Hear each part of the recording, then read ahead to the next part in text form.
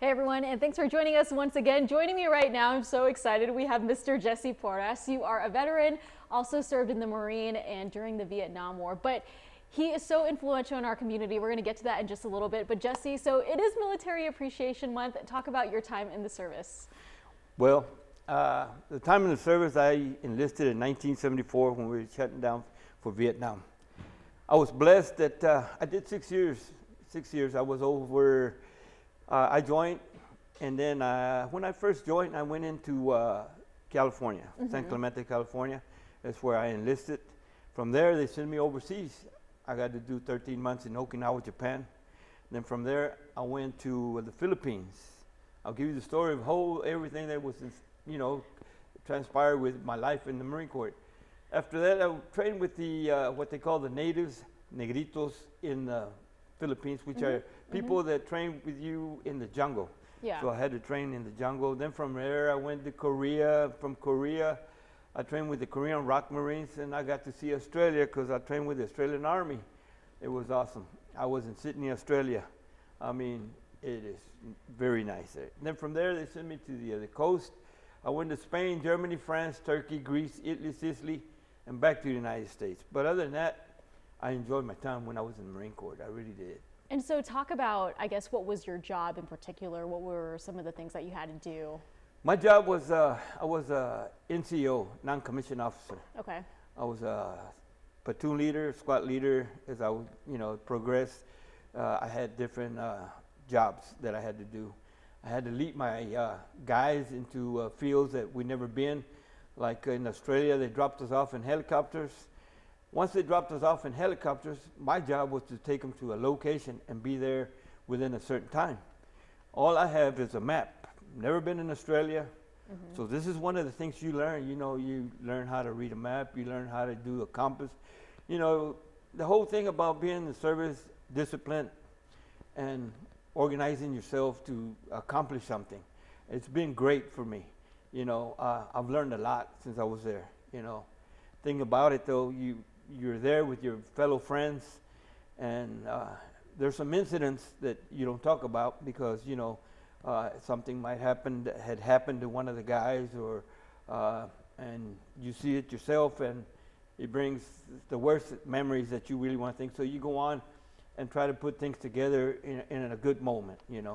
And so how old were you at the time when you first? When I enlisted, Yeah. I was 18 years old. Wow. So going through, I mean, it's never easy, right? Especially during that time. How did you get through some of those hardships at even a young age? Well, let me tell you, when I first joined, first thing I thought when they sent me overseas, first thing came to my mind was, Mom, Dad, I want to go home. I'm in the Marine Corps. Yeah, yeah.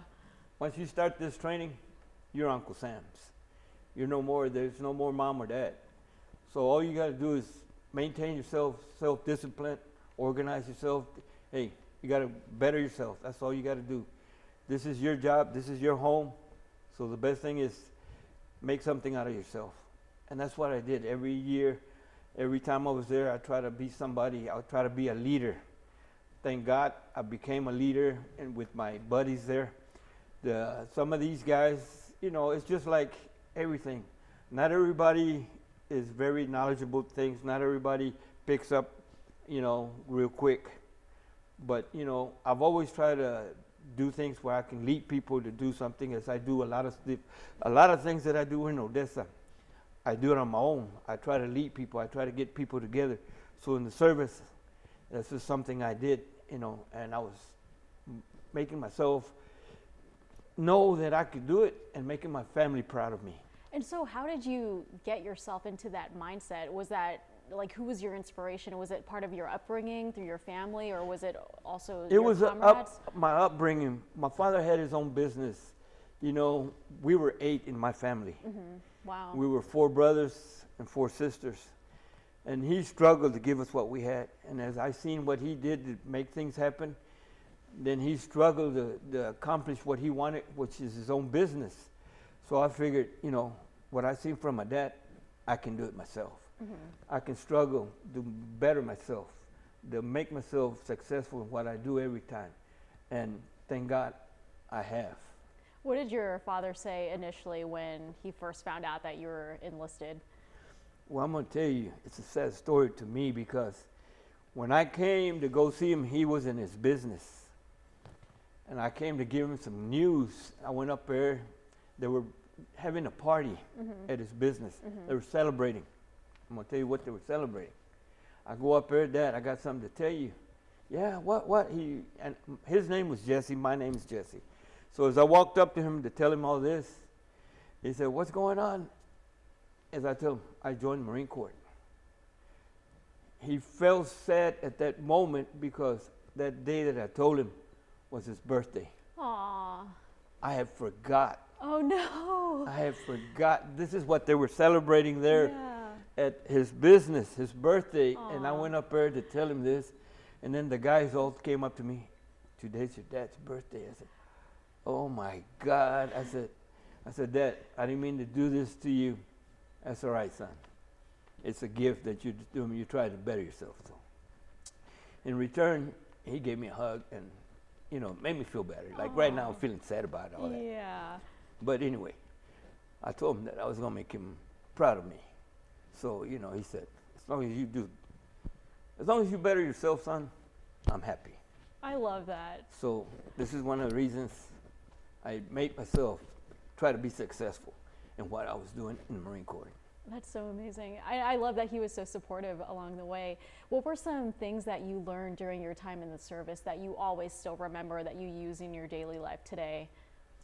My daily life is I don't let no one put me down. If some say you can't do it, I'll say I can. My dad always told me there's two answers you're always going to get, son. It's a yes and a no. But if you don't try to get that answer, you'll never know. So this is one of the reasons I do everything in the community. If they tell me no, fine, I'll go another route. But you know what? I'm going to succeed in doing what I always want to do. I don't let things stop me. Yes. I noticed in the Marine Corps, if we had to get to that certain area in the jungle and it looked like we couldn't do it, I would tell the guys, we got to get there. We're going to get there. And we got there. So, you know, the Marine Corps brought a lot to me, gave me a lot of memories, a lot of my buddies. We all, you know, they used to call me Corporal Porras, you know, hey, or they call me JP because I try to make things justice of the peace. Oh, if we can't get an answer, we go to JP. He'll make it right. So these are things that, you know, they brought to me, and my only reason they would call me JP because my first name is Jesse, my last name is Porras. So they said, things ain't working right. We need to go talk to JP, see what we can get, you know, advice, and that's what it stuck to me. See, everyone needs a little JP, I think.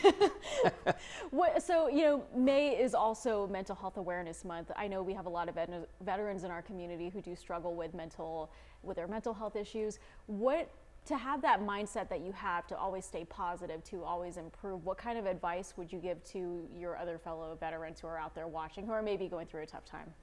Well, number one, a lot of these veterans that need help, there is a place you can go in the VA. They'll help you. And you got to stay positive. The best thing that I learned when I first came, I was a little lost. I'm not going to say I wasn't. You know, the best thing that I did was get involved with my family. Staying in touch with your family, getting orientated with families and friends. It takes your mind away from issues that you don't want to think about.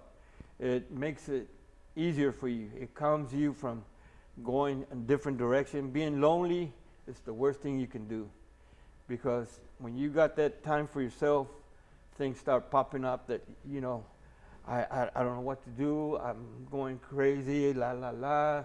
And that's one of the reasons I started, you know, I was glad that we were 8, because I could go to one brother, 2 brothers, 1 sister, 2, 3, and then my cousins next door, there were 10. So my family was big. So this is one thing that brought me together, you know, trying to stay family orientated, to take my mind off a lot of these things, you know. It was a great thing. But I'm saying, you know, a lot of these guys that are veterans, you know, stay positive. you know, if you need help, go to the VA or go somewhere that you know that there's events. Go to an event where there's going to be a lot of people. Go to the places where, even go to church. I go to church. I thank the good Lord and give him my time that he gave me to come back here to see my family. You know, there's never a place that you can't go where you can get some happiness. Somebody who's going to be there. I'm here with you. You make me happy just seeing you. Me and you go years and years behind. I know. And I'm proud. I'm proud to be here doing this with you. Oh, and I'm proud to be friends with you, Jesse. So I kind of want to take us back to one of my favorite stories. So I know we are still months away from Thanksgiving, but you were recently recognized by Congressman August Pfluger, and he was talking about how you always give back every Thanksgiving. In fact, we have some video that we could pop up, but you do this every single year. You feed the community for free. And this was us. We were driving around town finding the homeless, and you wanted to feed them for free. Why do you do all this effort every single year to give back to the community? Well, this started in 2013 when we had that ice here. And as I was driving, I was going to go get our food for the guys. I didn't want them. I have my own business, first of all. So I didn't want the guys to drive, so I told them that I would get them the food. So as I went to Dairy Queen, I had a bunch of guys come up to me, hey, do you have any money that you can spare so we can eat? And I had mentioned them to them, I don't give money out, but I will feed you. So as we walked in, I had already ordered my food, and I told these guys, you know, give them this and that, I'll pay for it, and I'll pay for my food. And he stayed there, and they gave him the food. He took it out to his buddies. A bunch of the guys were up there. There were so many that I didn't realize this till those days that I was doing this. So I went across the street to Stripes to get gas. As I walked there, if people know on Dixie and 8th, there's a lot of homeless that are always there. So I had two guys come up here and ask me the same question. I said, you know what, I'll help you, but the only way I'll help you, I'll buy you something to eat. I won't give money out. I don't want to give this money because I don't want you to use it in the wrong direction. So we went in there, and I told the young lady, let me have all these burritos. I'll pay for them. So I gave them to him. There were about 6, 7 guys out there. So, oh, thank you, sir. So I said, no, don't worry about it. Go ahead. Go feed your buddies. I don't mind giving you. I left there to go to Albertsons next door to go get our drinks for the shop, water, Cokes, and all that. And as I leave, the same thing happened. There, between the bank and Albertsons, a lot of them sit there. At that time, there was a bunch of them because it was cold, and I understood. So they came and asked me. I said, no, I can't do that. But I'll tell you, walk in with me, I'll see what I can get you. So he walked in with me to Albertsons, and as you walk in, they have a tray or like a container there. They had those rotisserie chicken, and there was about 6 or 7 that they were still there. There was a manager there. Her name was Sally. I went and talked to her, and I called her over. I said, look, I'm going to take all these. And I took one of those tickets off where I said, I'm going to take them all. Can you bring me some bags? I'm going to give them to these guys. There's a bunch of guys over here on the site, and I want to give them to them. She said, sure, Jesse, sure. And she knew me, so I gave her a ticket, charged me for these, and I'm going to get waters and stuff. So he said, okay. So as I went, they took this food, gave it outside to these guys, and I'm coming out with a basket. And I'm going to tell you the truth. As I'm coming out with a basket, about 4 or 5 guys coming, Hispanic, Anglo, black. So I said, I don't even know these guys. So I go to grabbing my knife. I said, I don't know what's going on. They're coming at me. So I said, what's going on? So as they started running toward me, I said, I know I got a knife here. Something, I got to defend myself. Well, when they got to me, I just put my hand on my knife, just left it open. I said, when they got to me, they said, sir, we'll help you. We'll help you. What it was, they were trying to help me because I had given them food and stuff. Sir, no. I said, no, that's fine. No.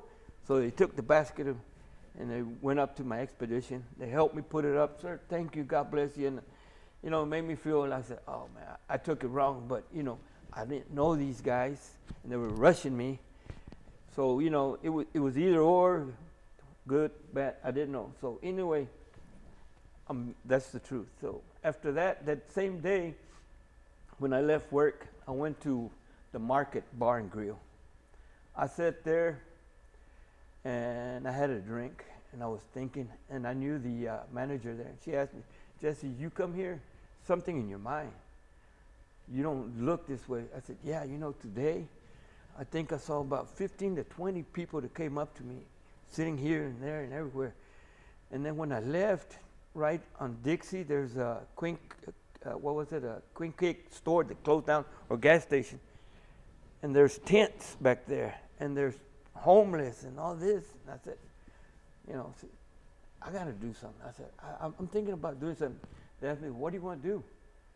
I want to feed them. It was 2 weeks before Thanksgiving. And I said, I got to do something. Well, what do you need? First, I need a place. And she said, okay, I'm going to talk to the owner. The next day, Kathy calls me, a little aggressive. Hi, Jesse, this is Kathy. I said, yes, ma'am. I hear you need a place because you want to feed the homeless. Yes, ma'am. I'm going to donate you my place.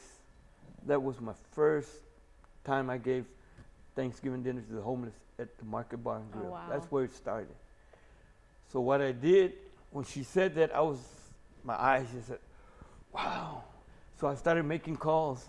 I called the commissioner. I called buddies of mine. This is what's happening. I need help.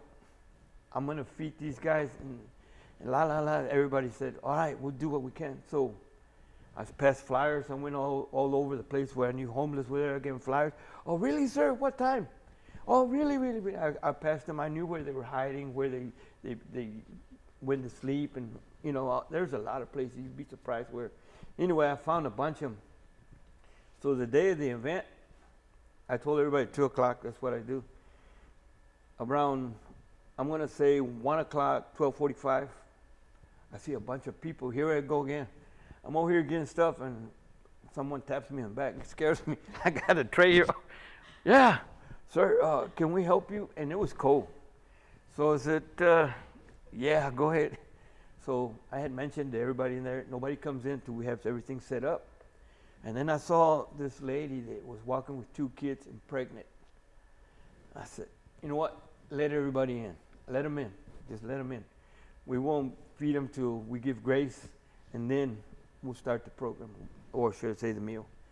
So we did all this, and so funny that day I had asked, called the manager, and she said, does this TV works while we're sitting here? Yeah, the cable's paid up. We don't got TV. I said, I'm not worried about it. So I went into my business, grabbed the TV, put it up there, grabbed my phone. You know, on the phone you can go apps, click, turn it on. The Dallas Cowboys were playing. Wow. And all of a sudden, and to be another thing, they won that day. Wow, oh my gosh, that's awesome. The you know, stars aligned. Yeah, everything was, the guys came in, they had this meal, and people were happy. I said, you know what, we're going to clean. You want seconds, y'all are welcome. Y'all don't have to leave till I start closing doors. Thank you, sir, it's cold out there. I said, don't worry about it. Y'all are welcome here till I start fixing to close the doors. So ever since then, when I did that, just stayed in my mind. You know what? For there's a reason the good Lord provided me this thing. I'm going to keep doing it. So I've been doing it for over 10 years. This will be the 10th year, right? This will be the 10th year. Wow. So I'm going to keep doing it till the good Lord calls my name, but I'm going to keep doing it. That's so great. And I remember talking to certain people, and it's just that small gesture that you did. And I mean, it is a lot of work, but it made such an impact on everyone. How does it feel to have that instant gratification knowing you're helping so many families out there who might be down on their luck? You know, I'm happy that I can do it. I'm not trying to be a hero or nothing. I'm happy that I can provide, because if it wasn't that I have my business and I have the time, the mindset here, which gives me, you know what, this makes me feel better. Doing this makes me feel better. Like when the storm came, nobody had electricity. I set up a shelter on A Street, and I had the sheriff department bring them there. We had all kinds of people. Matter of fact, we had some veterans that never been registered. We registered through line there at that shelter. I was so happy that I needed a shuttle bus so we can go pick people up. because there was a lot of people that needed electricity, water, and somewhere to stay. So Modesto Transportation, the taxi, they have a charter bus, and we do work for them also. They came. I went up there to ask them. He said, "Here, Jesse, use it. You can do what you got to do." That's great. So they gave me the charter bus. I used it for about 3-4 days. What else can I want? So that's what I'm saying. The good Lord provides to help people. And any way that I can do what I can do to help people, to get families together, this is my thing. My quest is the parades, the Thanksgiving, Memorial. It's all about family. It's all about family. It's all about me trying to bring families together, realize, hey, you need to know that you've got someone there, a family member, you know, don't ignore them, bring them with you, be part of what we do, because you never know when the good Lord's going to take them. I say this in respect when I started this. I might shed a tear or two, but I shed it because I lost my son. He was 16. When I lost my son, I closed my doors in my mind for 2 months. I was lost. The Marine Corps started popping in. I got to do something. You know, I wasn't going the right route. I was going wrong. I didn't want to see people. I didn't want to do this. Again, I was blessed. My family members started coming to me. Jess, we're here for you. Jess, we're here. We can't tell you how you feel because we don't know. He was my firstborn. His name was Jesse too. So it broke my heart. But in return, slowly the good Lord opened me again. And that's when I really took charge of trying to give to the community, because you never know when you're going to lose a family member. So be happy that you've got them now. And don't forget, they're there, you're here, get together. Because it might be too late to say, I love you, or I'll be there.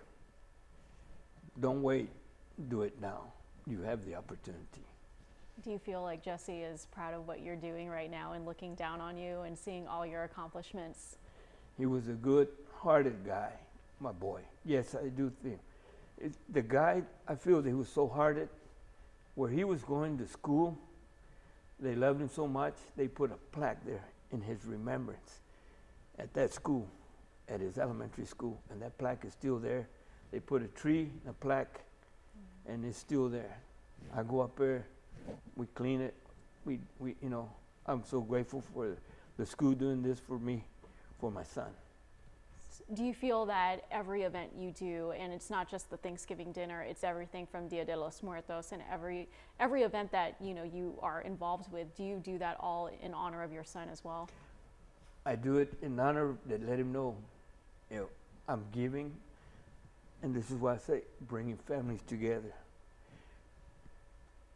I wish that he was with me, but in my heart, he's here with me. He's always going to be here. I'm a Marine Corps, a veteran, but as a man, I'll still cry for him. I'm not going to lie to you. With you, I've always been straight. I still have a piece of me that has him always. Anything that I do to bring family members together, I do it because, hey, I don't forget. I'm going to keep things going. As long as you're with me, I'll keep going. Aw, I love that so much. Well, as we're still talking about families, so this weekend is Memorial Day weekend, and you have an event that's coming up. So talk about what people can expect and where it's going to be. This event that I've got, it's on Saturday at the Music City Mall. This is to remember all our men and women that have fought for us, sacrificed their life, and we're not trying to forget what they've done to give our freedom. And in return, as I always say, all gave some, and some gave all. Mm-hmm. So in return, I ask our community, surrounding areas, give a little sacrifice of your life. And remember these guys come to the event and see what the programs consist of. Be part of what we're doing in remembering all our soldiers, our men and women that have sacrificed their lives to give us what we've got now. You know, some we came back, that's why we say some gave, all gave some, we're here, and some gave all, they're not here. But it's myself, this is one of the reasons I do what I do, to remember these guys. We call them the fallen heroes. I have a wall, what we call for the Rolling Thunder. This wall consists of all the soldiers, men and women, their pictures, their years when they passed away in time of war. They're bringing in from Houston, but I have fellow Americans, friends, that are going to meet it in Monahans, escorted with motorcycles all the way to Odessa, to the Music City Mall. This is a tradition that is done everywhere. This is a tradition I'm going to keep doing. Mm-hmm. I ask anybody that has a motorcycle that is willing to volunteer their time on Saturday at 9:30 at the American Legion to be there with their motorcycles. And if you want to bring a Jeep, a car, just be about what we're doing. You're welcome. You're welcome. I've also, this year, be my first year doing it this way. I invite all the kids that want to be part of this in singing the national anthem, God Bless America, America Beautiful. Come on down to the mall. We're going to practice today at 6 o'clock. The more the merrier. Bring your kids. This is, again, getting families together, recognizing what this program's about, not forgetting those that gave their lives for us. And so for any families who want their kids to be involved, how can they reach out and get involved with you? They can call me at 432-770-9423. I'll repeat it again. 432-770-9423 at 6 o'clock today at the Music City Mall in front of Dillard's. We're going to practice. Anyone that wants to be part of what we're doing, come on down. Okay. Please come, join us. And so just to sum everything up, Memorial Day weekend, and you kind of touched on it a little bit. A lot of people get this confused with, Veterans Day. And so we talk about the freedoms that we have as Americans here in this country. What is something that you want other families to take away this Memorial Day weekend? On Memorial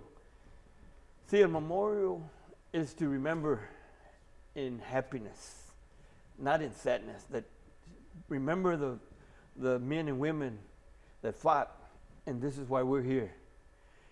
Veterans Day is also another day that we remember of all veterans, live or passed away.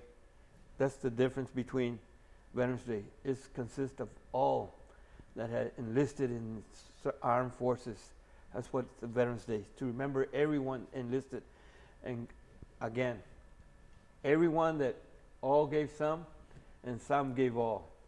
All veterans. This is what Veterans Day different from Memorial. Memorial is to remember the ones that have passed away in time of war. Very so well said. I encourage everybody to come to the Music City Mall. See what the ROTC from Permian High School is going to perform. This is going to be way bigger. I've done it so many years, but this year I'm so happy, I'm excited. And if I can persuade this young lady in front of me to be there, and I will be part there. I will be there. and speak on her behalf, I'll be grateful. Well, I will be there for sure. And thank you so much for joining us, Jesse. It's so awesome to hear your story and the advice and just being so inspirational to our community. And I really hope that a lot of people can take that and everything that you said today and just always keep that mentality and do it in honor of your son. And that's exactly what you do. So thank you for being here. And if you guys want to catch everything else that Jesse has been doing, be sure to call him and reach out to him if you want to be involved with the Memorial Day festivities that are happening this weekend. But other than that, we'll see you guys next time.